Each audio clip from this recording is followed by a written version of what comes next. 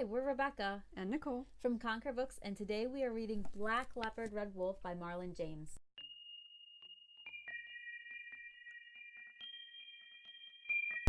Please enjoy these soothing safari images as we read the synopsis for our African-inspired fantasy book. Tracker is known far and wide for his skills as a hunter. He has a nose, people say. Hired to find a mysterious boy who has disappeared, Tracker breaks his own rule of always working alone when he finds himself part of a group assembled to search for the boy.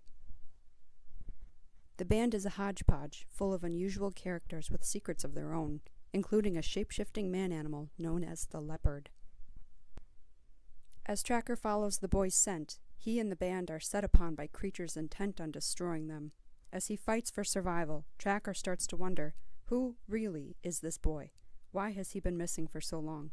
Why do so many people want to keep the boy from being found? And perhaps, most importantly of all, who's telling the truth and who is lying?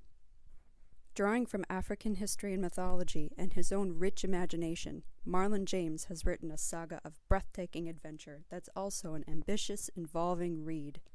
Defying categorization and full of unforgettable characters, Black Leopard Red Wolf is both surprising and profound as it explores the fundamentals of truth, the limits of power, and the excesses of ambition, and our needs to understand them all. So that was the synopsis as read by Nicole from inside the book.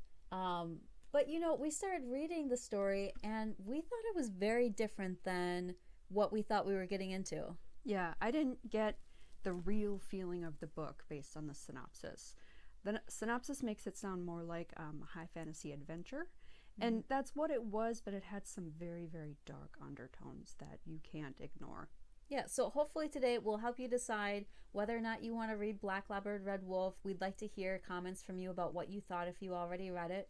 But it was a surprising book to get into, and so hopefully we can give you some of those details so you can decide whether or not you want to pick it up. One of the things that has been widely advertised in relation to the book is that it's like the African Game of Thrones because it takes place in this African-inspired landscape. And I think some of that is right on point. I mean, Game of Thrones is dark. It's horror borderline, just as Black Leopard Red Wolf was. There's a huge cast of characters. But to me, it felt more like Lord of the Rings. It felt more high fantasy with a quest that the characters are going on.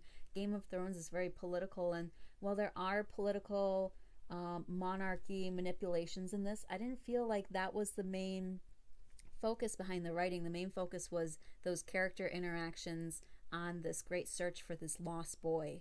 Yeah, Game of Thrones also doesn't pull in quite as many threads of mythology. You know, you've got the dragons, but most of it, like Rebecca said, is political. Whereas Lord of the Rings, everything Tolkien created had a second meaning to him. It was really neat seeing those pieces of African folklore and mythology. I was a Peace Corps volunteer in Swaziland, which is now known as Eswatini. They just changed their country name. For 2 years working at a school, and a lot of those pieces of context that I learned about African culture, and I was in Southern Africa, spoke to me through this book. There were references to the value of cattle and the kraals, which are these places where the cattle live and stay at nighttime, almost like a stable. But they're very important to families in Eswatini because that's where you go to commune with the ancestors. And so this relationship between your livestock and the meaning and future of your family is very intertwined. Also SANGOMA. We had a SANGOMA in our community where I lived as a Peace Corps volunteer, and that's like a traditional healer or a medicine person, and SANGOMA came up in this book as well. He never actually says the word Africa because it's not, it's not Africa. It's this land that he made up, and I'm not sure about place names if he had any intentions with those. But there's a whole map, just like you do with Lord of the Rings or Game of Thrones, that have, like, he drew several maps in the book that have cities all over the place, and we got to explore every one of those cities. And there's like a new story every 10 pages. There were so many different characters and happenings and goings on there. You don't get bored. There's a lot to see. Yeah, and the settings were very unique. Like, you really do feel like you fall deep into this culture, and it feels like it must exist somewhere because there's so many details about how people work and who's eating food and class structure and Tracker and Leopard, how they fit into this whole society. And so you get a really clear sense of where you're landing on the page. It took a little bit to get oriented in Black Leopard Red Wolf, because he just kind of throws you into this story where he's talking about his time with his mother, but then you realize that he's actually telling this story to a third party. But by the time you get going, you're really lost in the tangle of it. Mm-hmm. Yeah, and so it shows Tracker's entire life. He meets Leopard early on, who I really like this about Leopard. He was a shapeshifter, but he was a leopard who became a man. Oftentimes in literature, we see, like a human becomes a werewolf or a human becomes something. But when Leopard became a man, a human, he had like these leopard qualities about like he could be very serious or very humorous, or he would disdain clothing, and he thought like humans were weird for eating cooked meat. And so it was kind of neat to see that end of it. Yeah, he was the most endearing character, I felt. I really liked Leopard a lot. Yeah, you were rooting for him like the whole way through. Yeah, definitely. Tracker, on the other hand, was not such a likable character. He was very interesting. It was great to follow him along and to see his story, but he had a lot of anger in his heart. And he does have a capacity to love. He adopts these children essentially, and they become a theme throughout the book that he is trying to protect them, even though he is not with them. He is always looking out for them and keeping them in his mind, which I thought was one of the most endearing things about him. I really liked these children. They were called Minji, which means cursed children, and people in the city just discarded these babies because they were shaped funny or disabled or their teeth came in incorrectly. But these children were really adorable. Like, there was a ball boy who didn't have arms or legs, and he was just a little ball. And there was a giraffe boy who was really tall, and there was a girl made of smoke. They were wonderful. And so he's like taking on this love for these children who their parents thought to be unlovable. And that brings us to the darkness of the book. This book was a lot more graphic than I expected from the synopsis, which you heard earlier. And that's not necessarily a problem, but I definitely did not expect to see what I saw in these pages. No, that's even an understatement to say it was graphic. This is definitely one of the most graphic books that I have ever read. Explicit and violent. It's a work of art. I would say that it's really beautiful, but it's one of those works of art that is sometimes difficult to look at.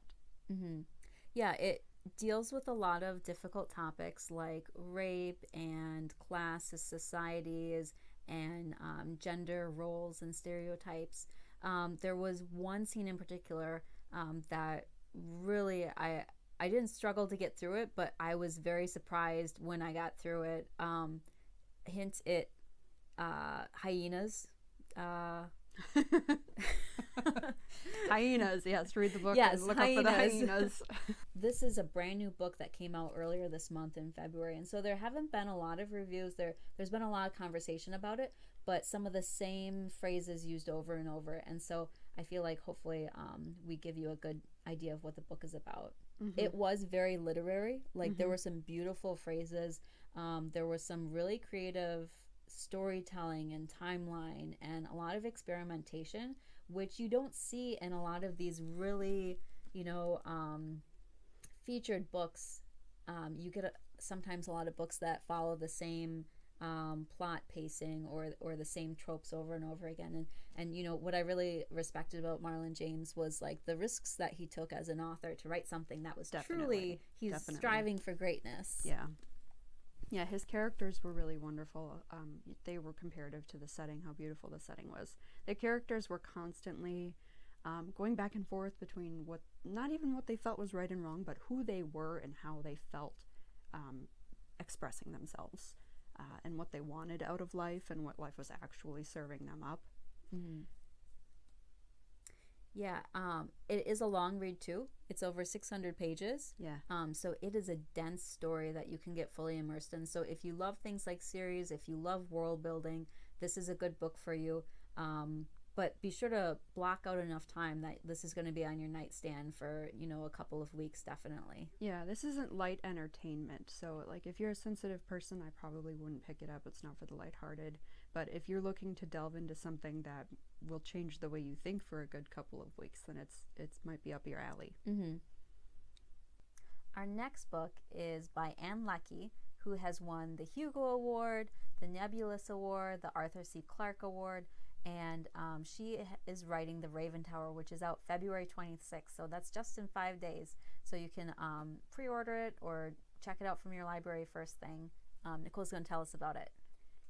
The book is about a god named Raven, hence the Raven Tower, and the Raven chooses a king to rule the kingdom, and the kingdom has been doing well under this rule.